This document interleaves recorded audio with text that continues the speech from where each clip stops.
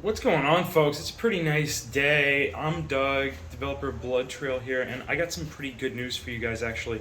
And now, please don't run off and just go and play Blood Trail right now when I tell you this, but our new update that we've been working on for a long time is actually available right now on the experimental branch on Steam. So, very important, you got to go on the experimental branch.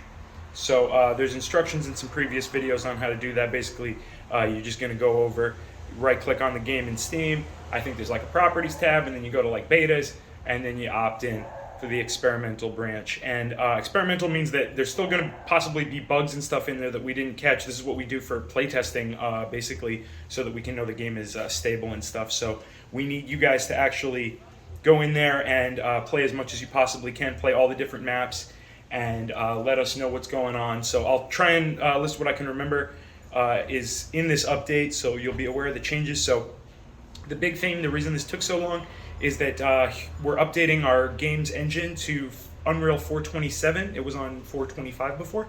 And so you might not notice any real big differences right away. For some users, it might make a slight performance improvement.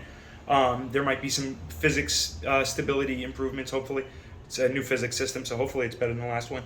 But the main reason we did that is because it's going to enable us to do a bunch of cool stuff down the road. And so it took a while for us to update the engine, and along the way we did a bunch of other cool stuff too that is probably more exciting to you guys. So oh man, first of all, improved Windows mixed reality and HP reverb compatibility, so that's exciting for you guys that use that. And then we got, of course, the new map here, which is a new sandbox map, which I believe we're calling Black Site, because the other one was White Noise. And so that's a new sandbox map that you guys can play in. And what's cool is now the sandbox maps and arena maps both have the same spawning options. So you can spawn the still mannequins in the arcade maps, and you can spawn...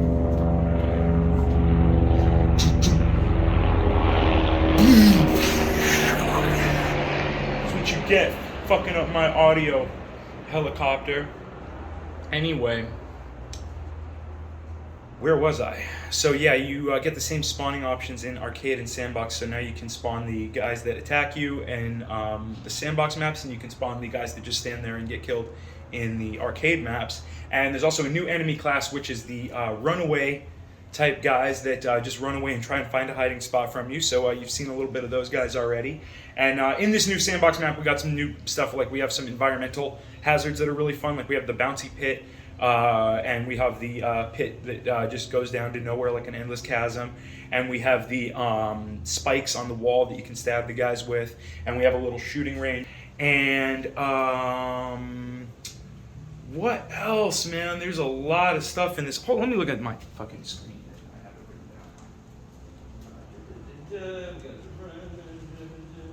Oh, yeah. So we got force grip, so it's easier to pick stuff up off the ground. You see a little blue beam when you're aiming your hand at stuff like magazines or like weapons, like enemy guns that you've dropped and stuff. So now that's easier to pick up off the ground. We made the settings menu more readable. We made that just better looking too, I think, but it's a lot more readable for all the different headsets, because it was kind of hard to read on actually Rift S and probably some other headsets too. And then we also fixed the stupid thing, just stupid dev error, which is that it was like if you had the settings menu open and then you close the watch menu, the settings menu would stay up, and so that was obviously wrong. So I fixed that. And what else? I gotta look at my screen again. Oh yeah, the finger pointing. Yeah. Oh yeah. So we got more stabilized finger pointing when you're looking at the weapons menu and like the in-round options menu. So now it doesn't do the annoying thing where like it stops pointing and then you gotta like pull your hand back out and then re-overlap to get the point going. It doesn't do that anymore. As long as you're in range, it's gonna point, and it's reliable like that. And then we moved the ammo pouch inward a little bit because it was like really hard to pick up the guys off the ground. So that just makes it a little bit easier, and we're gonna later on add some more options so you can actually like really reposition that, put it on your back or whatever, so users have different options and stuff, because there's some users who are still gonna want to keep it on the front or whatever if you're playing seated or whatever. And oh man, I keep having to look at the screen, I'm sorry. All right, so we got some new smoke effects and particles. We got some lighting improvements in some different maps. We moved some of the spawn points in the different maps to accommodate for the runaway guys. And we decreased the spread on the 12 gauge shotgun shell buckshot pellets to make it more realistic, because it was spreading out really far, and it was actually spreading out so far that like a guy could be, you know, maybe about, I don't know, 25, 50 feet away range, and you could actually miss him with like a pretty straight on shot, like not hit him with a single pellet. So we tightened that up a lot to make it more like a realistic shot. So it's more like, you know, I think it's supposed to be about a 6-inch spread or 12-inch spread, something like that, but it's much more realistic now.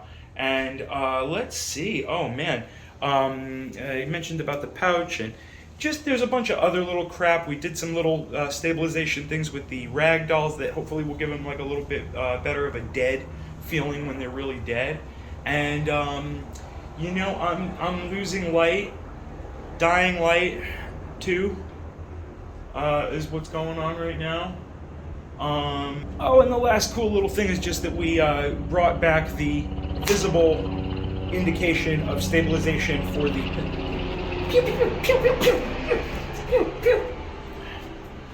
fucker.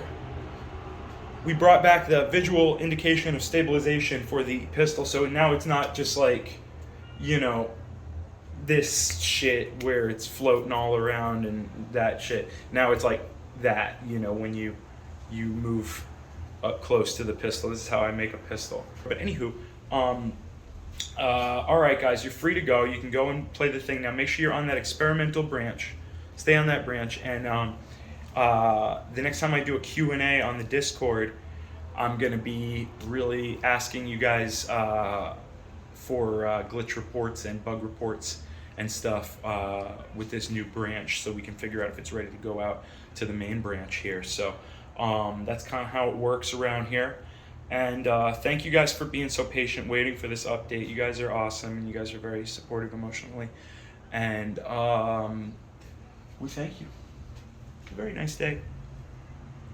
Anyway, guys, you're free to go. You can go and make sure that is downloading. Sometimes I have to restart Steam to get my updates to download. I don't know what's up with that, but that seems to be the case for other games too. So it's just a thing. I don't know. It says that it's got auto updates enabled where it's automatically checking, but I don't see how to make it like ping for an update or whatever it is. I don't know what the deal is with that.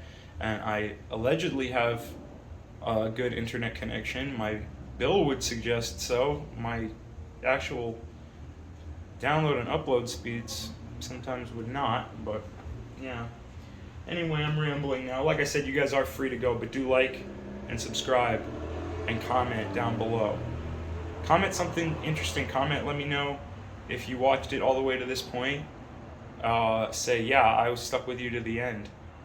You know, let me know. But I love you guys either way. And alrighty, I'll see you guys later.